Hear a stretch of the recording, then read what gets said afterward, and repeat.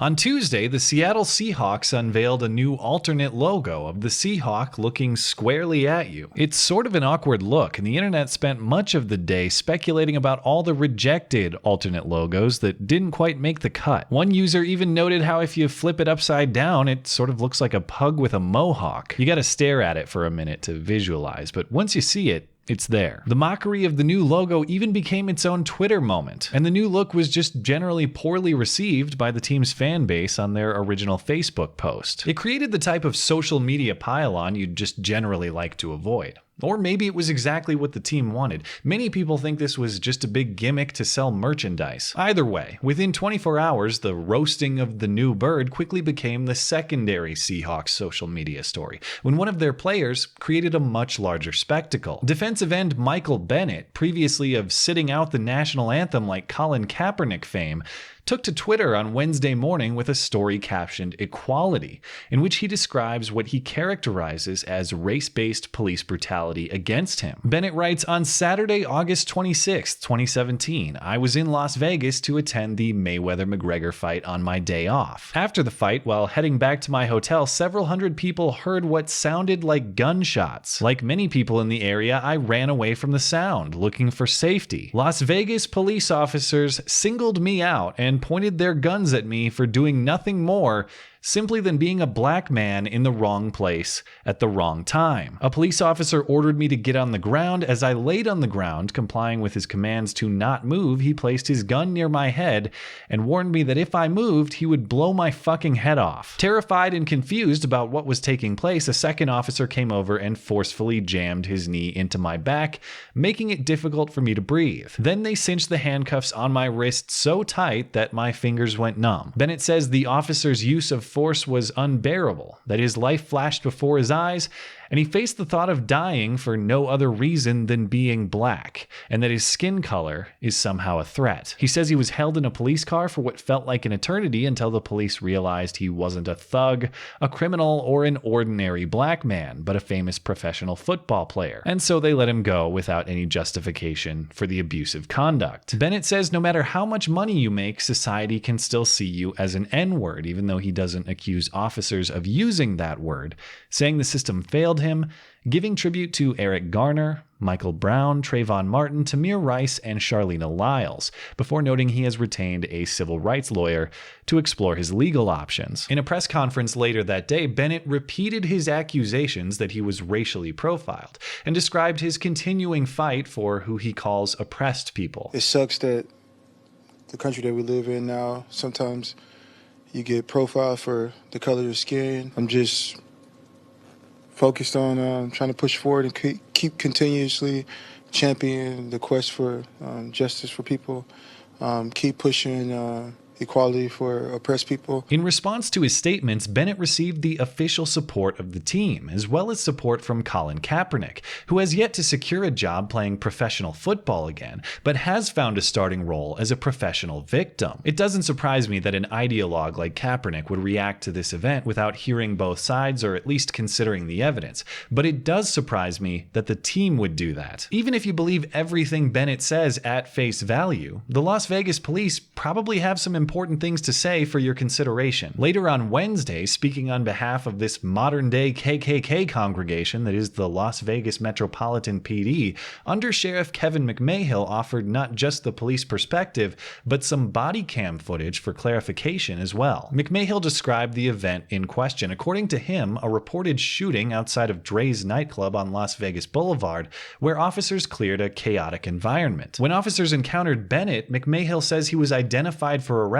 not on the basis of his race, but because despite loud and repeated police orders, he was hiding. And then he took off running. At 1:30 a.m. on the 27th, an active shooter call came into the LVMPD Communications Center that originated outside of the Dre's nightclub at the Cromwell. Metro officers immediately responded to the scene and encountered thousands of patrons in the casino and nightclub. With very little information as to who the shooter was or the shooter's location, our officers pushed past the fleeing crowds and began immediately converging on the reported threat. As they moved towards the nightclub, an individual later identified as Bennett was seen crouched down behind a gaming machine as the officers approached. Once Bennett was in the officer's view, he quickly ran out of the south doors, jumped over a wall onto Flamingo Road east of Las Vegas Boulevard into traffic. Due to Bennett's actions and the information the officers had at the time, they believed Bennett may have been involved in the shooting, and they gave chase. It was at that point that the arrest in question took place, and there's decent footage available of all the developments described. Via body cam, we can see officers clearing the casino as patrons are instructed to leave the premises. We can also see the point at which Bennett takes off running and jumps over a wall,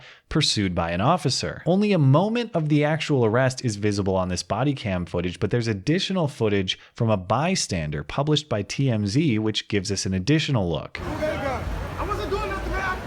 You asked me a question. I was here with my friends. They told us to get out. Everybody ran. Did you ask me a question, sir?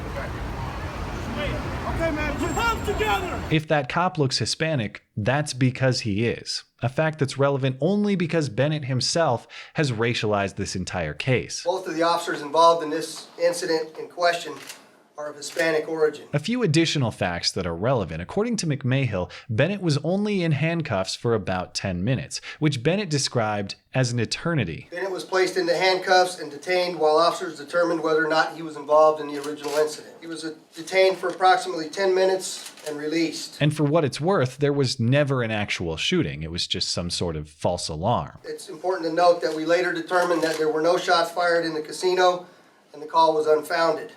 There had been some sort of loud noise that we've not 100% been able to figure out exactly what it was. But that fact doesn't change much, as at the time of the event, both Bennett and the cops were operating with the understanding that there was an active shooter at large. McMahill neither confirmed nor denied Bennett's claims of having a gun put to his head or of being threatened with having his head blown off, but apparently there are 126 pieces of body cam footage to review in investigation, though the body cam of the arresting officer provided none of it. As of today, we know there are at least 126 videos associated with those cameras that we have to review. I can tell you today that I do know that the arresting officer did not activate his personal body camera, so that particular perspective cannot be viewed. And based on the body cam footage that is available, we can see the arresting officer with his gun drawn while detaining Bennett. Now, does the drawn gun and the forcefulness of the arrest constitute unjust brutality against Bennett?